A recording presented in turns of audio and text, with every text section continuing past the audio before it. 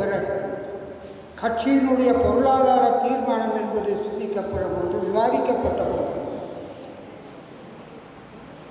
Socialism என்ற கருத்து, சமதர்மம் என்றதுக்காக அது ஆங்கிலத்திலேயே அந்த சொல் பாதிக்கப்பட்டிருக்கிறது. சோசியலிச பொருளாதாரம் என்ற கருத்தும், அதற்கு மாறாக திறந்த ஓப்பன் எக்கனாமி என்ற கருத்தும் கட்சியில் விவாதிக்கப்பட்டது. இறுதியாக அது வாக்கெடுப்புக்கு விட்டப்பட்டது. அந்த வாக்கெடுப்பு சமனாக இருந்தது. அப்பொழுது இந்த இறுதி வாக்கு உரிமை தந்தை செல்வராயம் அவர்களுக்கு இருந்தது. அவர் சோசியலிஸ்ட் என்ற அந்த தத்துவத்திற்கு ஆதரவாக தன்னுடைய தீர்மான வாக்கை அளித்து இலங்கை தமிழரசு கட்சியினுடைய யாப்பிலே, கொள்கைப்பாட்டிலே சோசியலிசம் என்ற கட்டமைப்பு அந்த சொல் பாதிக்கப்பட்டது. அவர் தமிழரசு கட்சி ஆரம்பம் முதலே ஒரு சோசியலிச பொருளாதார கட்டமைப்பினுடைய கட்சி.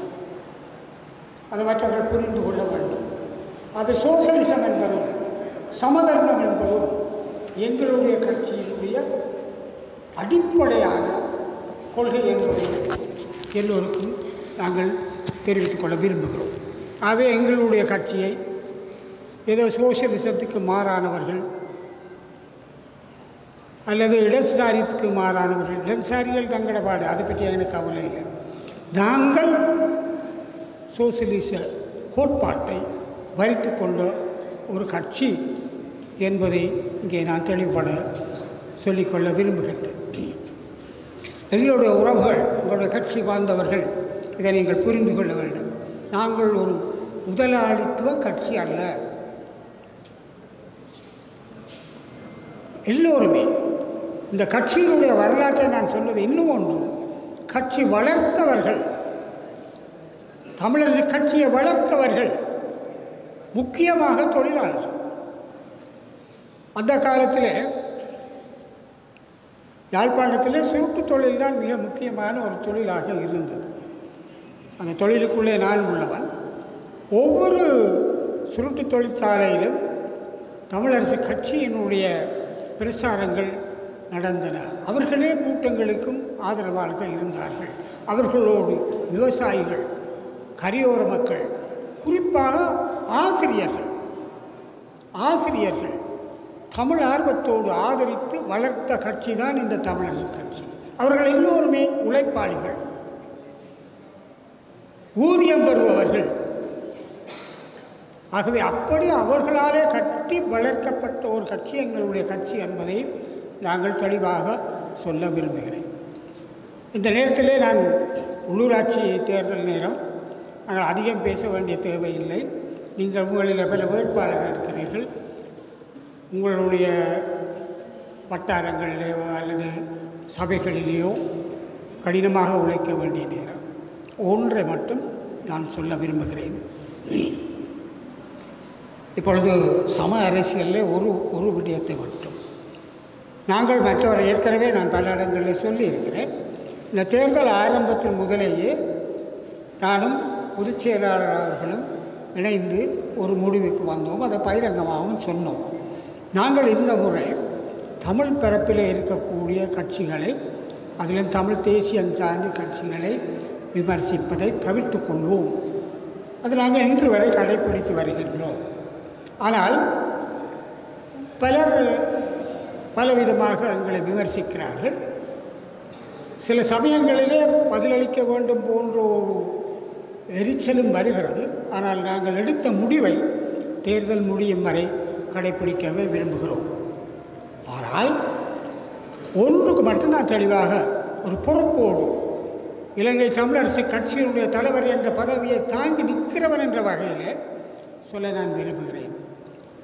இலங்கை தமிழரசு கட்சி எந்த காலத்திலையும் ஒற்றை ஆட்சியை ஏற்றுக்கொண்டது அல்ல, ஏற்றுக்கொள்ளவில்லை.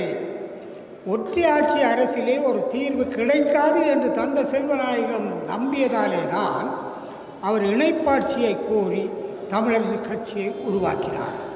அவை அந்த வகையில் தமிழரசு கட்சி அதனுடைய வரலாற்றில் எந்த சந்தர்ப்பத்திலும் இதை நான் ஒரு சவாலாகவே சொல்கிறேன், ஒற்றையாட்சியை ஏற்றுக்கொண்டது அல்ல, ஏற்றுக்கொள்ளவும் மாட்டாது.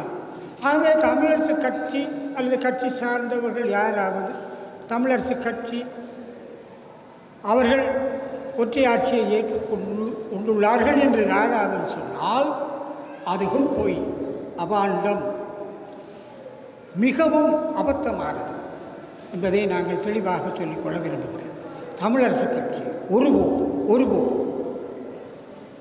ஒற்றையாட்சியை ஏற்றுக்கொண்டதல்ல. இது உள்ளூராட்சி தேர்தல், ஒற்றையாட்சி இரட்டையாட்சி சமர்ச்சி எல்லாம் தேசிய அரசியலில் பேசுகிற பேச்சு, அது பேசியிருக்கிறோம். ஆனால் இப்பொழுது அதை வைத்து கொண்டு பேசுகிறார்கள். அதற்கு நான் யாரென்று அவர்களுக்கு பதில் சொல்ல விரும்பவில்லை. ஆனால் இது தெளிவுபடுத்தப்பட வேண்டும் என்பதற்காக தமிழரசு கட்சி ஒற்றையாட்சியை ஒரு காலமும் ஏற்றுக்கொள்ளவில்லை, ஏற்றுக்கொள்ளவும் மாட்டாது என்ற கருத்தை தமிழரசு கட்சியினுடைய தலைவர் என்ற வகையில் மிக பொறுப்போடு நான் தெளிவுபடுத்தி உள்ளூராட்சி மன்றங்களிலே எங்களுடைய வேட்பாளர்களே 100 விதமானவர்கள் உழைக்கும் பக்கத்தைச் சேர்ந்தவர்கள், உழைப்பாளிகள். நாங்கள் மேல்தட்டில் இருந்து எங்களுடைய வேட்பாளர்கள் எவருமே இல்லை, மேல்தட்டில் இருந்து இல்லை.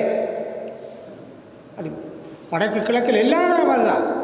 ஆகவே நாங்கள் உழைப்பாளர் வர்க்கத்தை சார்ந்த ஒரு கட்சி என்ற வகையிலும், உழைப்பாளர் நலன்களை பாதுகாப்போம் என்ற வகையிலும், இதற்கு மேல் இந்த தேர்தலுக்கு மேல் நாங்கள் உழைப்பாளர்களுடைய ஒன்றிணைத்து கட்சியை முன்னெடுப்பதற்கான செயல்பாட்டை எடுப்போம் என்பதையும் சொல்லி, உழைக்கும் வர்க்கத்தினர் எங்களோடு இணையாதவர்கள், இதுவரை இணையாதவர்கள், அவர்களுக்கு ஒன்று சொல்ல விரும்புகின்றேன். நீங்கள் எங்களோடு இணைந்து கொண்டு உழைக்கும் வர்க்கத்தை மேம்படுத்த எங்களோடு பங்களிக்க வேண்டும். அதற்காக உங்களுக்கான அழைப்பை நான் இப்பொழுது விடுகிறேன். தனிப்பட்ட முறையிலே உங்களோடு தொடர்பு உண்டு.